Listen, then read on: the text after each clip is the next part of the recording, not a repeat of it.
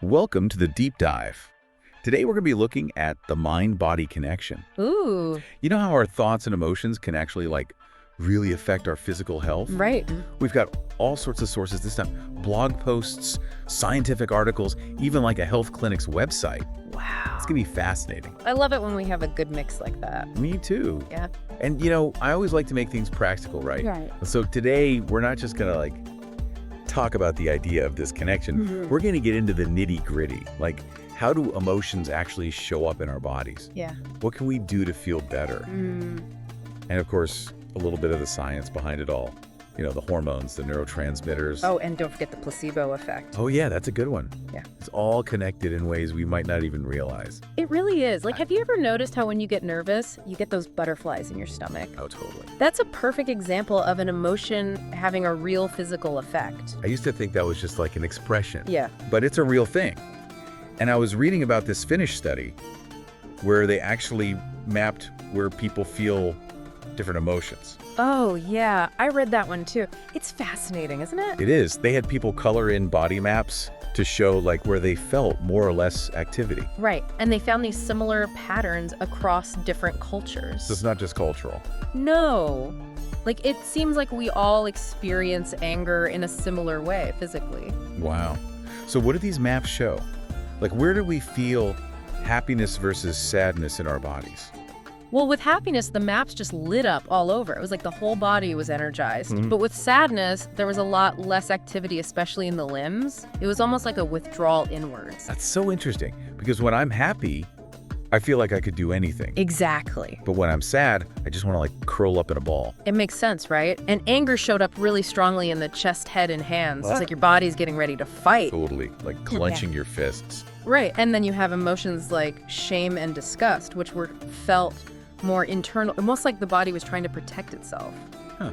Interesting. Yeah, it is. It's amazing how these emotions show up so clearly in our bodies. It really is. But how does it actually work, though? Are our brains messing with our bodies? Kind of. It's all about these chemical messengers. We have neurotransmitters and hormones. Okay, so break that down for me. What are neurotransmitters? Well, they're basically chemicals that zip around in our brains sending signals. Okay. And different ones are linked to different feelings. Serotonin is often called the happy hormone. Oh, I've heard of that one. It helps regulate our mood, sleep, even digestion. Wow. So when we experience something positive, our brain releases serotonin, and that can trigger all these physical changes. So it's not just that we feel happy, it's our brains are actually making our bodies happy. Exactly. And then we have hormones, which travel through our bloodstream, Right. and they affect different parts of our body. Cortisol, for example, is released when we're stressed. Oh. Yeah, and it can increase our heart rate and blood pressure. And all of our sources say that chronic stress is really bad for us. Oh, absolutely. It's like having your body's alarm system stuck on. Right. It can weaken our immune system, make us more likely to get sick, and increase our risk for things like heart disease. It's scary how much our thoughts can impact us physically. It really is. There was one study that found that people under high stress were twice as likely to catch a cold. Wow. That's pretty convincing. Right. It shows just how important it is to manage stress. For sure. Yeah. But what's really fascinating is that it's not just one way. Our thoughts affect our bodies, but our bodies can also affect our thoughts. It's a two-way street. Totally. Yeah. If I'm feeling physically run down, it can totally bring my mood down. Absolutely. It's a constant back and forth, and that's what makes it so interesting. Yeah. Because it means we can use this connection to our advantage. Oh, how so? Well, if we can learn to manage our thoughts and emotions and take care of our physical health, Yeah, it can create a positive cycle where our minds and bodies support each other. that makes a lot of sense. We'll have to delve into that more in the next part of our deep dive. Definitely. This is already blowing my mind. I know, right? Welcome back to the deep dive We're continuing our exploration of the mind-body connection. and how our thoughts can shape our health, And as promised, we're diving even deeper into the science behind it all. unraveling the mysteries of how our minds and bodies work together. I'm so ready for this brain talk. Last time we talked about how emotions can cause physical changes. Like those butterflies in your stomach when you're nervous. Yeah, and how stress hormones can make us more susceptible to getting sick. Exactly. Now let's zoom in on the key players in our brains that orchestrate this mind-body dance. Brain talk. I love it. So which part of our brain is the mastermind behind this connection? Well, there are actually several parts working together. Okay. The one that's super important is the amygdala. The amygdala. That sounds familiar. Doesn't it have something to do with fear? You got it. The amygdala is like our brain's built-in alarm system. It's constantly scanning for potential threats. It's like a little guard dog in our heads, looking out for danger. That's a great analogy. And when it senses danger, it triggers the release of stress hormones like cortisol and adrenaline, Oh, wow. preparing us for that fight-or-flight response. So like when you see a spider and you jump back even before you have time to think about it. Exactly. That's your amygdala in action. But here's the thing. Our amygdala isn't always accurate. Oh, no. Sometimes it overreacts to situations that aren't actually life-threatening. Like when I'm late for a meeting and I feel like I'm about to have a heart attack, even though it's not really a life-or-death situation. That's a perfect example. Our modern world is full of these everyday stressors. Right. Like deadlines, traffic, social media. Our amygdala sometimes interprets them as real threats. No wonder we feel so stressed out all the time. It's like our brains are treating emails like saber-toothed tigers. It's a bit of an evolutionary mismatch. But the good news is we can actually train our amygdala to be less reactive. Wait, really? We could teach our brain's guard dog to chill out. Absolutely. Practices like mindfulness and meditation can help us become more aware of our thoughts and emotions and learn to respond to them in a calmer, more balanced way. So instead of freaking out over every little thing, we can learn to hit the pause button and think things through. Exactly. It's like giving our brains a software update to better handle the demands of modern life. That makes so much sense. Ah. So the amygdala is the alarm system. But what about the part of our brain that helps us calm down? That's where the prefrontal cortex comes in. Okay. It's located right behind your forehead, and it's basically the CEO of your brain. Fancy. It's responsible for things like planning decision-making and emotional regulation. So it's like the prefrontal cortex is the voice of reason.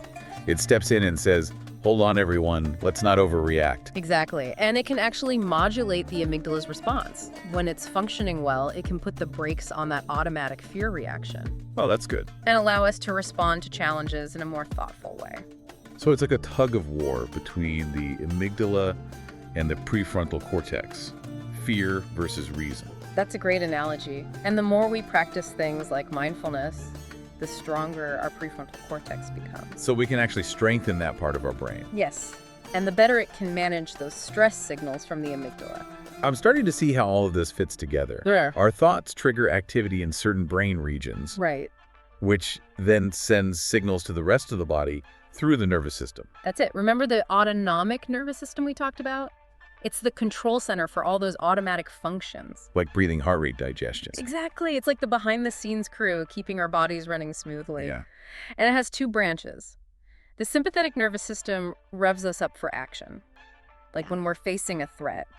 And the parasympathetic nervous system calms us down. So when our amygdala sends out those stress signals, it's activating the sympathetic nervous system, putting our bodies on high alert. Makes sense. And when we engage in calming practices like deep breathing or meditation, Yeah. we activate the parasympathetic nervous system, bringing our bodies back into balance. It's like a delicate dance between these two systems. It really is. And the amazing thing is this mind-body connection goes even deeper. It can even influence our genes. Wait, our thoughts can affect our genes. Oh, that's blowing my mind. It's a field of study called epigenetics, Epigenetics. which essentially means above the genes. So it's not changing our actual DNA, Yeah, but it's influencing how our genes are expressed. exactly. Think of your genes as a light switch.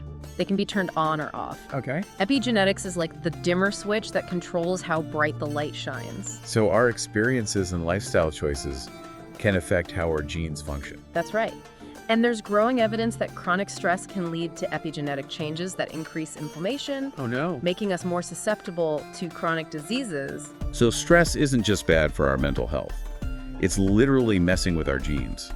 It's a powerful reminder that taking care of our mental and emotional well-being is crucial for our physical health. This is all so fascinating. But I have to admit, it's a lot to take in. What's the key takeaway here for our listeners? I think the most important message is that we have more power over our health than we realize. Our thoughts, emotions, lifestyle choices, they can influence everything. Wow. From our hormones and nervous system to the expression of our genes. So it's not just about what we eat and how much we exercise. It's about cultivating a positive mindset, managing stress, creating a supportive environment for ourselves. Exactly. It's about recognizing this incredible connection between our minds and bodies. And making choices that support both. This has been an incredible journey so far. I can't wait to see what other fascinating insights we uncover in the next part of our deep dive. Stay tuned. We're going to explore the power of belief and the amazing placebo effect. Welcome back to the deep dive. We're wrapping up our exploration of the mind-body connection today. And wow, what a journey it's been. We've talked about how emotions show up physically, the different brain regions involved, the impact of stress, even epigenetics. We've covered a lot of ground, but there's one more piece of this fascinating puzzle we need to discuss. Ooh, I love a good cliffhanger. What is it? The power of belief and the placebo effect. Now, that's something I've always found super interesting. It's like our minds can actually influence our body's ability to heal. It's pretty remarkable. The placebo effect is when a person experiences a positive health outcome just because they believe they're getting a real treatment. Even if it's not. Exactly. Even if the treatment is inert, like a sugar pill.